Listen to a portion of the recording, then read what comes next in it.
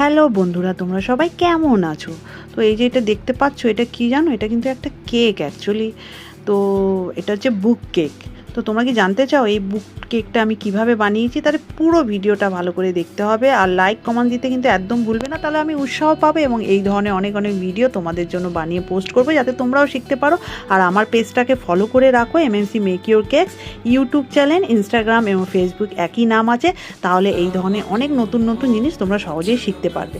এটা হচ্ছে semi fondant cake. তো কি করে আমি এই কেকটাকে বানালাম, তোমরাও নিশ্চয়ই খুব ইন্টারেস্ট এবং জানতে চাও এবং শিখতে চাও, যাতে তোমরাও এই ধরনের অর্ডার পেলে করতে পারো। তো আমি খুব সহজেই আমি এটাকে শেখাবো। তো ফুল ভিডিওটা ভালো করে দেখো, আর লাইক কমেন্টস করতে কিন্তু প্লিজ ভুলবেন না। এই দেখো, আমি একটা স্কোয়ার, এটা আমি একটা হোয়াইট ফরেস্ট কেক বানাচ্ছি। খুব শর্ট টাইমে কি করে বানাবে, আমি একটা স্কোয়ার ভ্যানিলা স্পঞ্জ নিয়েছি।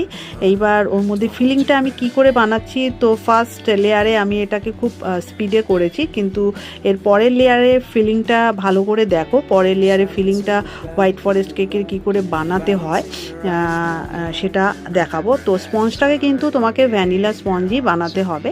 তো এরকম স্কোয়ার শেপেই বানাতে হবে, তবেই তুমি এই বুক কেকটাকে সেইভাবে বানাতে পারবে। তো প্রথমে আমি হোয়াইট চকলেট গ্যানাশ নিয়ে প্রথমে স্পঞ্জের উপর একটু হালকা করে স্প্রেড করে দিলাম। তারপরে ক্রিম নিলাম, ক্রিমের উপর একটুখানি হোয়াইট চকলেট গ্যানাশ, কিছুটা আমি নিয়ে নিলাম চেরি আর হোয়াইট চকো চিপস।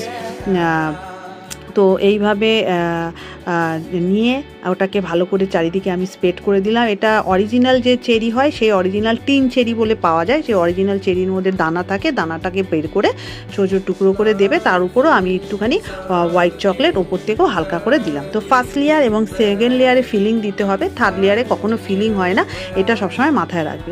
এইভাবে আমি চারিদিক থেকে দেখো অল্প অল্প ক্রিম লাগিয়ে প্রথমে ক্রাম কোটিংটা ভালো করে নিচ্ছি।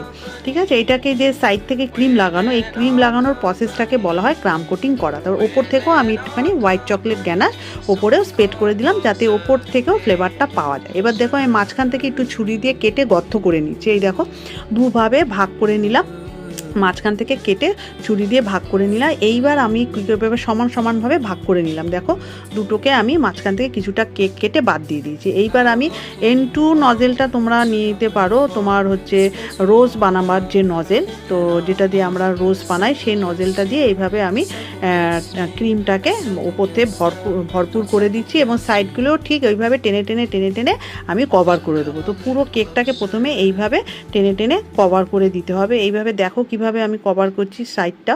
তারপরে একটা প্যালেট নাইফ নেব, নিয়ে এইটাকে কি করব, চারিদিক থেকে এইভাবে ক্রিমগুলো ভালো করে